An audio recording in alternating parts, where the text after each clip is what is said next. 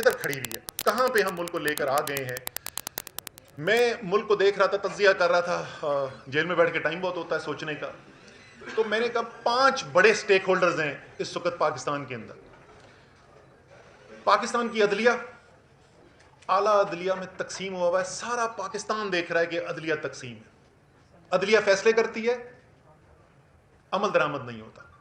ایک عجیب و غریب صورتحال ہے کہ وہ عدلیہ جس کے بغیر آپ کی آئینی طرز حکومت ممکن نہیں ہے, جس کے بغیر جمہوریت ممکن نہیں ہے, اس عدلیہ کے آپس میں اختلافات پیدا ہوئے میں اور اس کے فیصلے جو ہیں زمین پہ امپلیمنٹ نہیں ہو رہے. یہ کتنی خطرناک صورتحال ہے ملک کے لیے. دوسرا اہم سٹیک ہولڈر پاکستان کی فوج, ابھی میں تفصیل سے بات کر چکا ہوں مئی 9 کو کیا ہوا اور کیا وہاں پہ صورتحال پیدا ہوئی بھی ہے. تیسرا بڑا سٹیک ہولڈر پاکستان تحریک انصاف. میری ذاتی رائے کے اندر پاکستان کی سب سے بڑی سیاسی پارٹی, واحد قومی پارٹی, ہزاروں ورکر جو ہیں اس وقت جیل میں پڑے ہوئے ہیں, بیشتر قیادت جو ہے وہ جیل کے اندر ہے. سب سے بڑی تحریک جو سیاسی پارٹی ہے اس کے یہ حالات ہیں.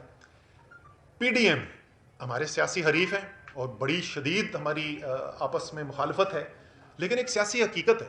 میرے خیال میں آج, یہ میرا ذاتی تجزیہ یہ ہے کہ اگر آج الیکشن کرا دیا جائے تو آج وفاق میں, پنجاب میں اور خیبر پختونخوا میں تحریک انصاف کی حکومت بنے گی, اور سندھ اور بلوچستان کے اندر پی ڈی ایم کی حکومت بنے گی یا پی ڈی ایم کی جماعتوں کی حکومت بنے گی, اور وفاق کے اندر بھی ٹھیک ٹھاک تگڑی اپوزیشن بنے گی.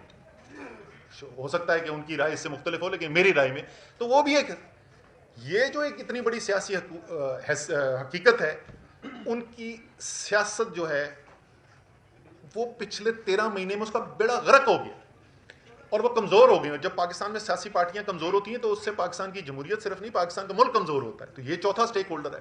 لیکن ان چاروں سٹیک ہولڈر سے زیادہ اہم سٹیک ہولڈر ایک پانچواں سٹیک ہولڈر ہے, اور وہ ہے پاکستان کی عوام. وہ 25 کروڑ پاکستانی.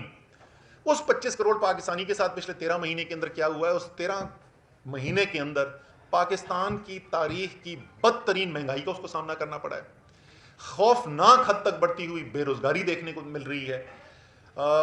ایسی معیشت کے حالات کبھی پاکستان نے دیکھی نہیں جیسی اس وقت صورتحال پاکستان کے اندر پیدا ہوئی ہوئی ہے. تو ایک عام پاکستانی کی زندگی جو ہے وہ مشکل ہوئی ہوئی ہے اس وقت, تکلیف میں اس وقت ایک عام پاکستانی.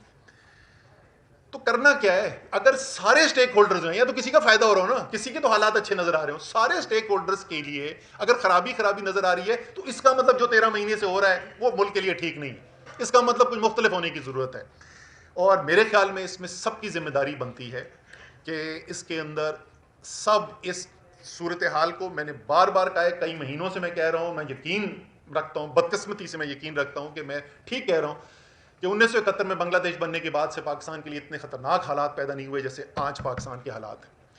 سیاسی طور پر اب انتشار دیکھ لیں, آئینی بحران دیکھ لیں, معیشت کا بحران دیکھ لیں, ہر طریقے سے اس وقت پاکستان ایک انتہائی خطرناک صورتحال کے اندر ہے.